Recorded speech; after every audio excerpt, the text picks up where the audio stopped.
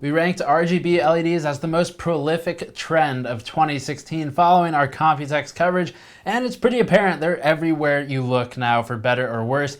And Corsair was at the front of this trend for peripherals back in 2014 at CES when they showcased their first RGB LED switch for mechanical keyboards, and this was a timed exclusive with Cherry. Now, Cherry and Corsair have teamed up to make the K65 RGB Rapidfire keyboard, which is a new MX speed switch. So this is a brand new switch type for mechanical keyboards.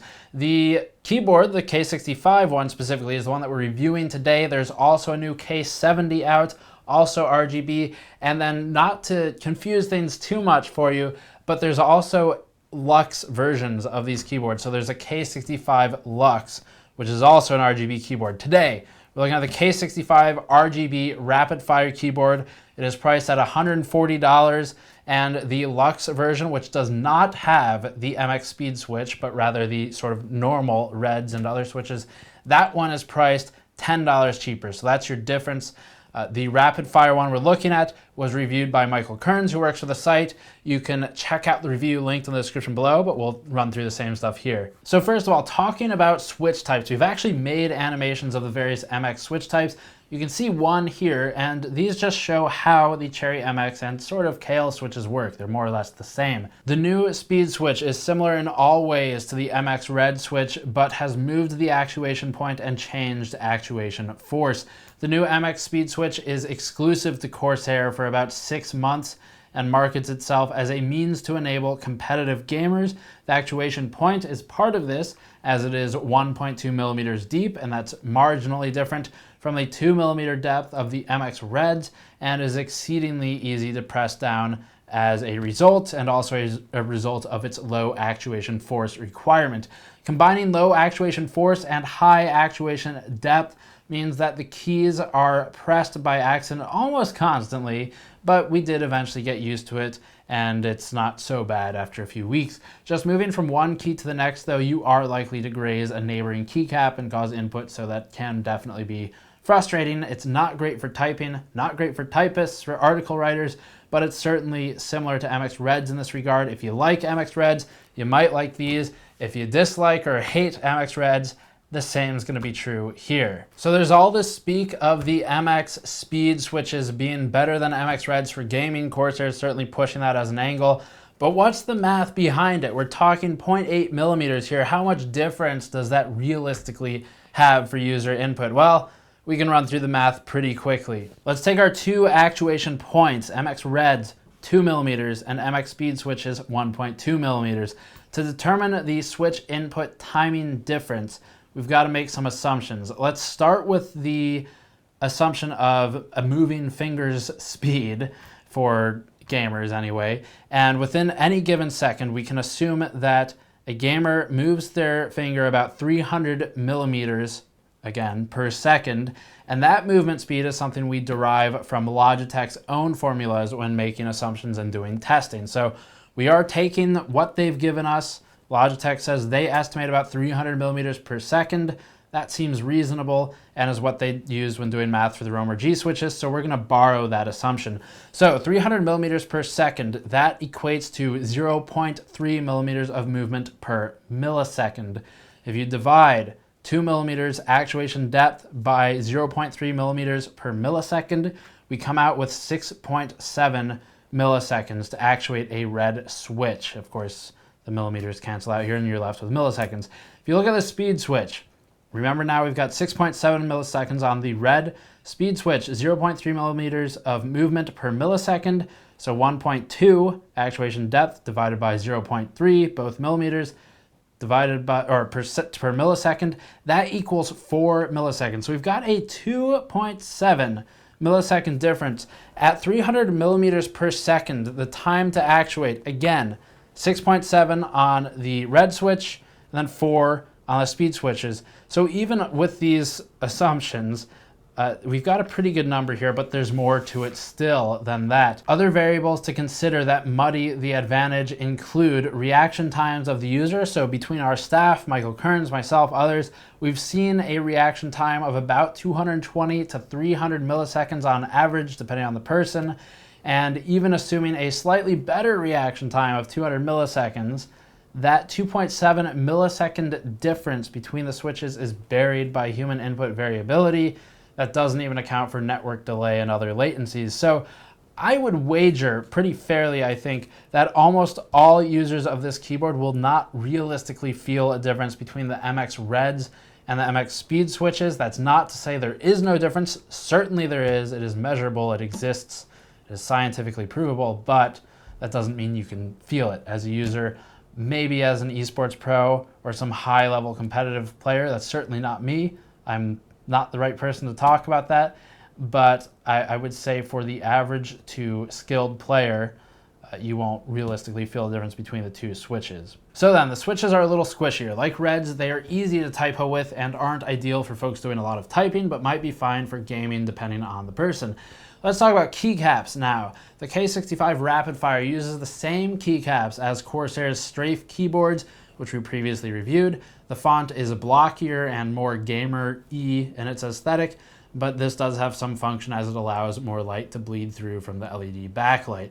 The keycaps are ABS plastic and form the legend by a simple absence of paint where the light should bleed through, and this is pretty standard. Corsair includes textured WASD keycaps for users with strong personal preferences for such things, but otherwise sticks to fairly standard keycaps in general. Now, I say in general because there's one place that Corsair doesn't use standard keycaps, and it drives me a little bit crazy because I'm not sure why they don't. I'm sure there's some kind of reason, but I don't think it's a great one. So here's what's going on. The bottom row does not use standard keycap sizes, and this has been true of previous Corsair keyboards like the Strafe. And it's probably a pretty uncommon thing, but mechanical keyboards are definitely a sort of enthusiast collector market in some regard. There's a lot of big drive behind the technology and mechanical keyboards. There's a lot of interest in it, and to that end, it would make sense to stick with some standards to enable these sort of enthusiast functions. And one of those is replacing the keycaps if you want different keys, or if something goes wrong and you want to replace the keycaps. Totally legitimate for both of those use cases. The bottom row is not standard. If you go on one of the websites that sells custom keycaps, or you want to customize your own keycap set, the standard bottom row will not work on the K65 RGB Rapidfire keyboard. The others will work fine. But that bottom row, you're out of luck. So we've begrudged Corsair for this in the past. It hasn't changed. I don't know that it will. But this is one of the very few points on this keyboard that I would like to see some improvement. And it's really not that big of a change once Corsair obviously starts working on future products. Now, it's not going to change on this product line. It's not going to change on anything that uses the same tooling as this product line. But it's not like some sort of low-level technological change, as was the case with the 16.8 million color fiasco from a while back, which is now resolved, by the way. But enough on switches and keycaps. Let's talk lighting.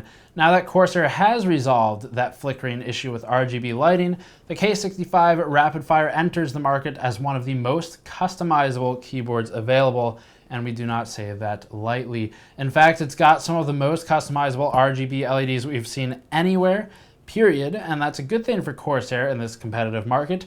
Corsair's even got a full CSGO suite of lighting to match different skins from the game's guns, Asimov and others. They've got complete programmability and use Corsair Utility Engine or Q to enable that customization further. Corsair is able to front this advanced lighting presence because they don't store the lighting to the keyboard like most other peripheral makers do. This means that you can't move your profile from one system to another simply by moving the keyboard, unfortunately, but you can still export the profile through Q and then import it to a new system. So there is still profile management and movement if necessary, but it's not as simple as just moving the board. Instead of supporting that instant mobility, Corsair has opted for more intense software control. local file storage on the system, and then that applies profiles with pretty deep customization options to the keyboard, and it looks really good when it's working. So we'd like to see Q improve in a few ways. One of those is by allowing full keyboard profiles to apply to TKL or 10 keyless keyboards, since all they'd have to do is basically cut off some keys. But updates are still forthcoming, so maybe we'll see that in the future. Build quality of the K65 RGB Rapidfire is good. It is sturdy. It's got a metal backplate and no bezel up around the keys like seen on, for instance, Logitech keyboards. So I like that look and feel. If you don't, that's up to you. But in terms of the sturdiness, it is definitely a sturdy keyboard. It's got a pretty rigid backplate. So when typing, there's absolutely no flex detected. I mean, it's a sturdy keyboard, but it does lack in a few ways. The strafe was really somewhat of a masterpiece when we looked at its internals, and the new K65 Rapidfire does deter a little bit from that range. I wouldn't use that word for it. It's still good, but there are some sloppy solder points and things like that. There was a stray surface mount diode that was out of place for its switch and was connected with a thin wire to a nearby trace. So it's not terrible. You're not going to see these things, but it is lower quality than we've seen from Corsair in the past in some very specific and nitpicky ways. The board does use that metal backplate at least though, so it is a sturdy board at its foundation. Now here's another thing worth note.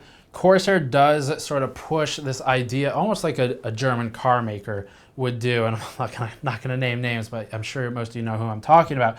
Corsair pushes the same angle of sort of quality over all else, and this idea of quality it's a good marketing approach, but it feels like there needs to be more backing it up. So when I say that, I mean the new keyboard, it does push that quality feel. It's expensive, it's got this prestige about it, but it's got a 2-year warranty, and competitors in the market, including Thermaltake with the really pretty cheap Poseidon Z keyboard with Kale switches, they've got a 5-year warranty. And yes, I know that sort of the response from Corsair may be, well, it's cheaper, so they can afford to do that, and it's probably going to break anyway. But in response to that, I would say Corsair's really pushing quality as one of its main selling points, and 2, they're using cherry switches, which are also pushed as this sort of high quality component. And in that regard, I would like to see a bit more confidence behind the warranty. But it is what it is. Hopefully it just doesn't break anyway. I mean, 2 years is still reasonable for pretty much everyone. So regardless, the keyboard is good overall. It's $140. It's certainly steep, but it's not unfair. It's competitive within the market that it fights in. The MX Speed Switch version is $10 more than the Lux RGB version with the normal cherry switches, the MX Reds and what have you. I guess they're all cherry switches, but so $10 more. I would not recommend spending that $10 for the MX Speed Switches. They're almost unidentifiably different in terms of your actual in-game outputs or inputs, as it may be. So I wouldn't buy on the idea that the speed switches will make you a better gamer. I don't buy into that for this particular device. Some devices, sure, I would say buying a good mouse would make you a better gamer than a $5 Microsoft mouse with a ball, but this is not one of those instances. It's getting a little bit low level, and I don't think you'll really feel that switch in your everyday use. Now, that's okay, because if you really like this keyboard, the $10 cheaper version is the same thing with a different switch that performs more or less the same. So that's certainly an option. Now, if you don't like this or you want to look at your alternatives, I would recommend look into the Logitech G910. That's the, whatever they call it, Orion Spark or whatever their silly naming is now. Look into that one. It's similarly expensive, but good and has a unique switch in it. There's the G810 if you want something smaller and less bulky. And then outside of Logitech and Corsair, there's the Razer Chroma for an RGB keyboard. It's got sort of that mirrored finish. And then Corsair's own Strafe keyboard we liked a lot. And I would really, in some ways, I would recommend over this one, but it depends on what you're going for. So do keep that in mind. Now, we like the K65 well enough. The MX Speed Switches, I think, are needlessly aggressive on their marketing, that they push this competitive advantage when really there's kind of not one, unless you're an insanely serious gamer. And if you are, more power to you, buy it. But those are my thoughts. That's more or less what Michael thought as well. You can read his article, linked in the description below. As always, if you like this content, Patreon link in the post-roll video to help us out directly. Thanks to those of you who do support us. Subscribe for more. I'll see you all next time.